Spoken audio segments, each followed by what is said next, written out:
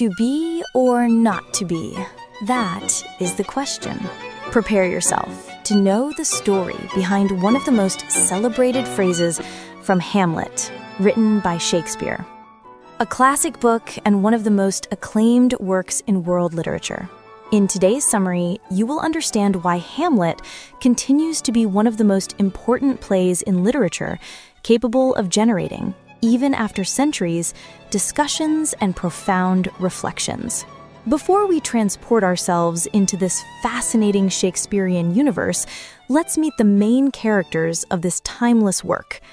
Hamlet, the Prince of Denmark and the central figure of the work. He is a profoundly melancholic young man, suffering intensely from the death of his father, who shares the same name as him, and from the hasty marriage of his mother, Queen Gertrude, to his uncle, Claudius. To investigate the truth behind his father's death, Hamlet decides to feign madness, which generates concern in the court and gives him time to investigate. His profound reflections are seen as a pioneering representation of the human mind in literature. King Claudius, Hamlet's uncle, is the central antagonist and the current king of Denmark, having usurped the throne and the queen through the murder of his brother, King Hamlet's father. Claudius is portrayed as astute and manipulative, driven by unmeasured ambition and lust.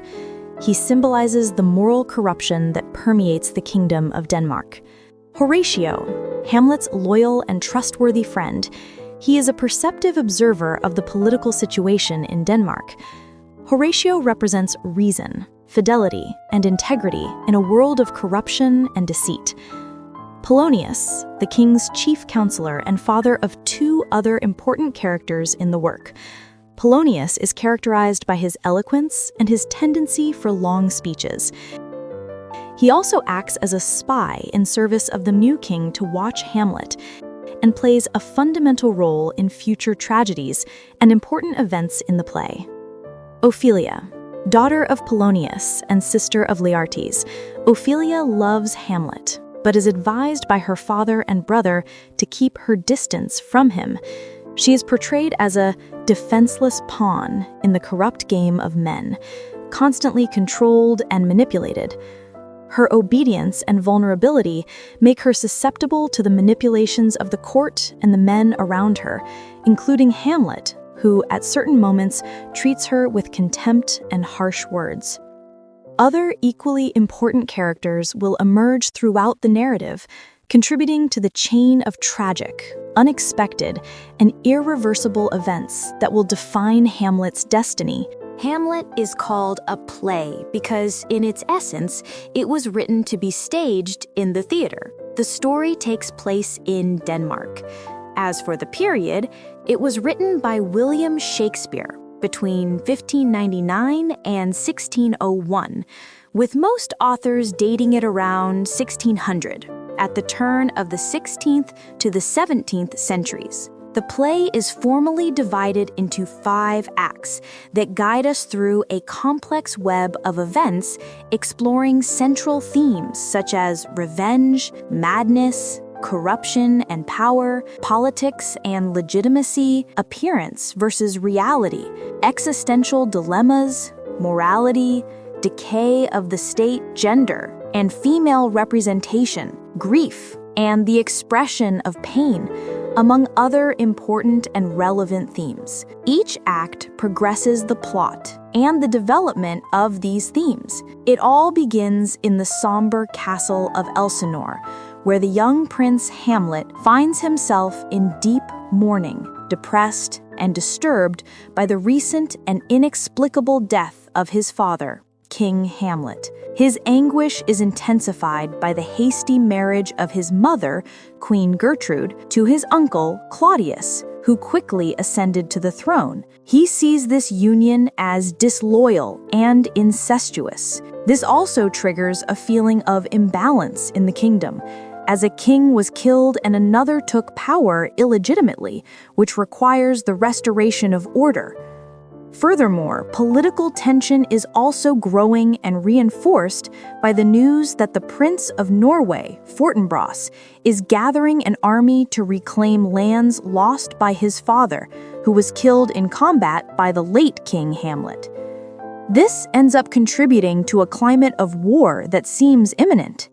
The plot becomes even heated when the castle guards, Marcellus and Bernardo, try to convince Horatio, Hamlet's loyal friend, that they saw the ghost of the deceased king.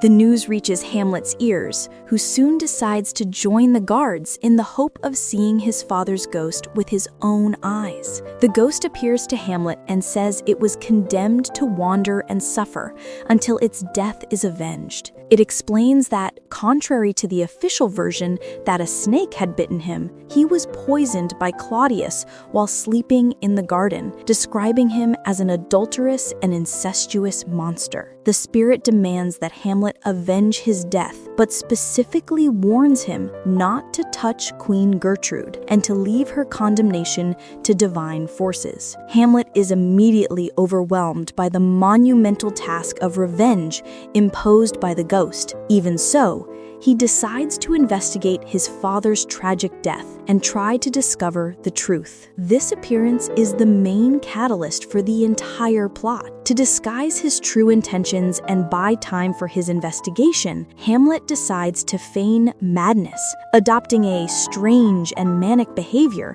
as a mask to prove his uncle's guilt. Ophelia, daughter of Polonius and Hamlet's love interest, is instructed by her father and brother to keep her distance from Hamlet as they distrust his real intentions and his sudden instability.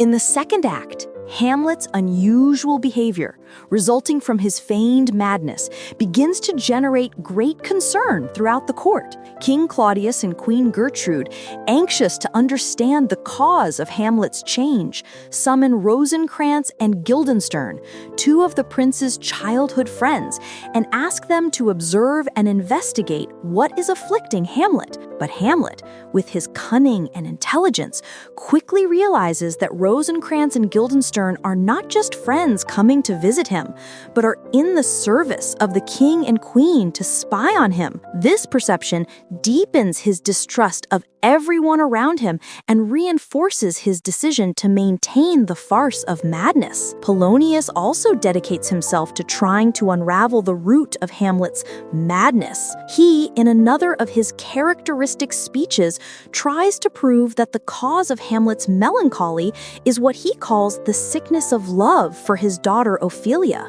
The course of the story develops with the arrival of a group of traveling actors at Elsinore Castle. Hamlet receives them and sees in them a perfect opportunity to catch the conscience of King Claudius. He plans to use these actors to stage a play that faithfully simulates the circumstances of his father's murder, with the aim of observing Claudius's reaction during the performance and thus confirming his guilt. The play, staged by the actors, has two names: The Murder of Gonzago, this is the name the play has in its original form, and The Mousetrap, which is the title Hamlet gives to the performance with the metaphorical sense of catching Claudius, just as a mousetrap catches a mouse. The third act begins with Hamlet's famous monologue, "To be or not to be? That is the question." At this point, Hamlet is in the midst of his strategy of feigning madness and about to execute the mousetrap plan. The phrase is spoken amidst his profound existential anguish, where he reflects on the meaning of life and death, the pain of existence, the possibility of suicide, and the fear of an unknown world after death, a fear that prevents him from taking his own life. Hamlet's questionings about life and death go beyond physical fear, being a philosophical investigation into the meaning of existence, and is one of the most profound scenes in universal literature. He also ponders other equally profound themes, among them corruption and abuse of power. The prince perceives the rottenness in the heart of the kingdom of Denmark and the illegitimacy of Claudius's power. He reflects on corruption as a systemic disease that infects the entire body politic and the need to restore order. On appearance versus reality and authenticity, Hamlet investigates the nature of performance and the masks that people wear. He uses theater with the play The Mousetrap to expose the truth and unmask hypocrisy. He also criticizes rhetoric and etiquette, valuing what one is over what one appears to be. On social critique and authentic existence, Hamlet questions social conformity, suggesting that being mad is the only possibility of being sane in this sick world. He reflects on the importance of living an authentic life, not a script defined by third parties. His journey leads him to question the price to be paid for the consciousness of becoming who you are, seeking freedom and autonomy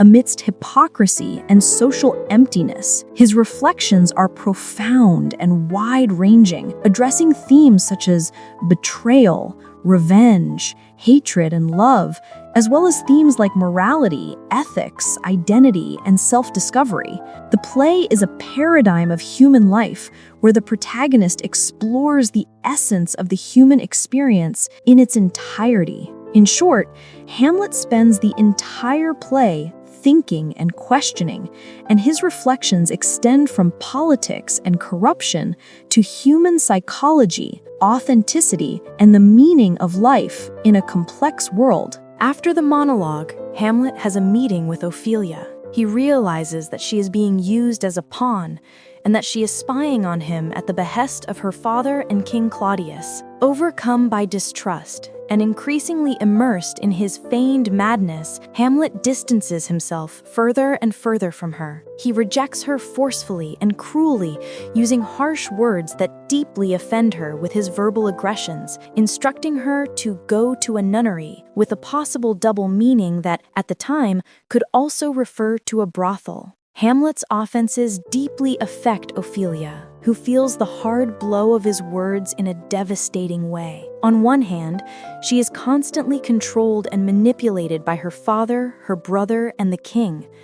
On the other hand, she is the target of the misogyny and contempt of the mon she loves.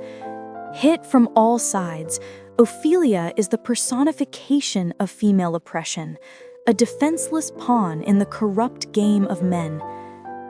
Finally, the staging of the mousetrap happens, and Hamlet's plan confirms his suspicions. During the play, Claudius becomes visibly uncomfortable and leaves the place abruptly. After leaving the play, Claudius tries to pray, but the sincerity of this prayer is quite questionable.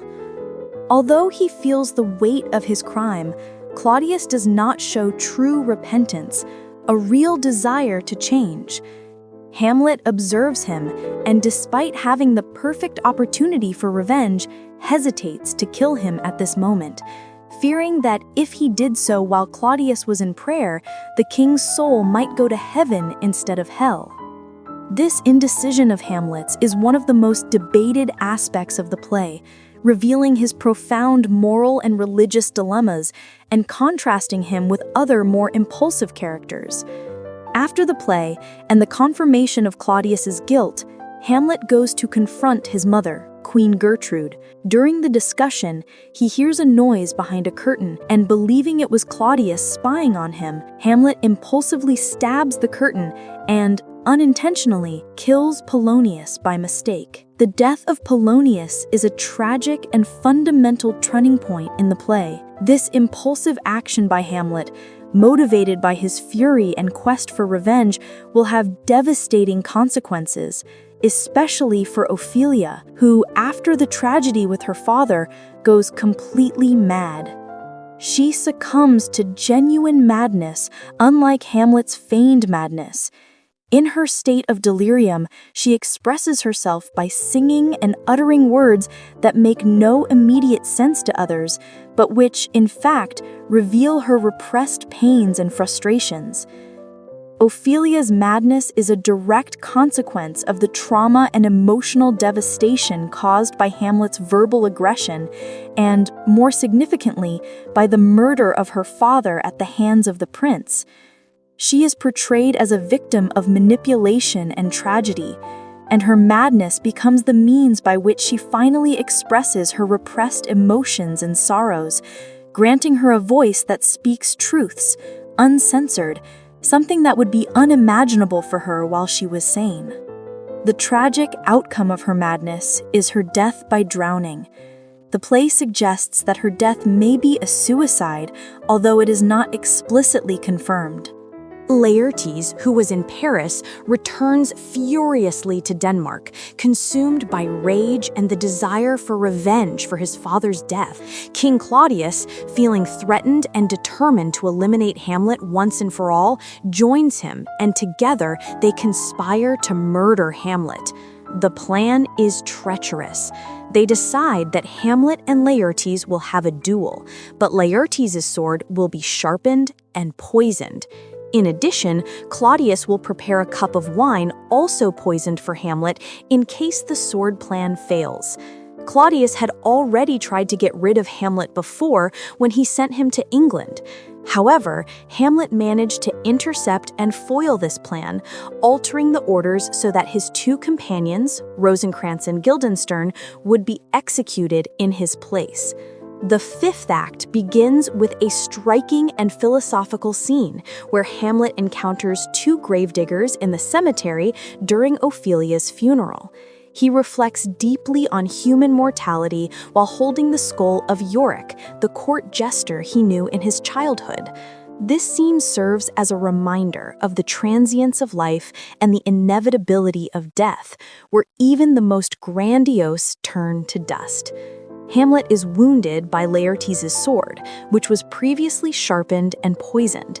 In a crucial moment, the swords are exchanged during the fight, and Hamlet, without knowing, wounds Laertes with the same poisoned weapon. Before dying, Laertes reveals to Hamlet Claudius's betrayal and the poison plot. During the duel, Queen Gertrude accidentally drinks the poisoned wine that Claudius had prepared for Hamlet and also dies. With Laertes' revelation and seeing his mother's death, Hamlet finally acts. He stabs King Claudius with the poisoned sword and forces him to drink the rest of the poisoned wine. Surrounded by the massacre, Hamlet succumbs to the poison from the sword and dies in the arms of his loyal friend, Horatio. In his last moments, he asks Horatio to tell his tragic story and justify his actions to the world. Prince Fortinbras of Norway, who was returning victorious from Poland, arrives at Elsinore. Upon finding the court decimated, he assumes control of the kingdom, bringing a new order after the chaos, corruption, and annihilation of the old royal lineage. This suggests the possibility of a new order and legitimacy for the kingdom. The fifth act is the climax of the play and seals the fate of almost all the main characters, demonstrating the cause and effect chain of revenge and culminating in a terrible cycle of tragedies. The widespread death and the rise of Fortinbras represent the purging of corruption in the kingdom, the consequences of corrupt power, and the restoration of order, albeit at a very high human cost. And so, we end today's summary. What did you all think of Hamlet's decisions?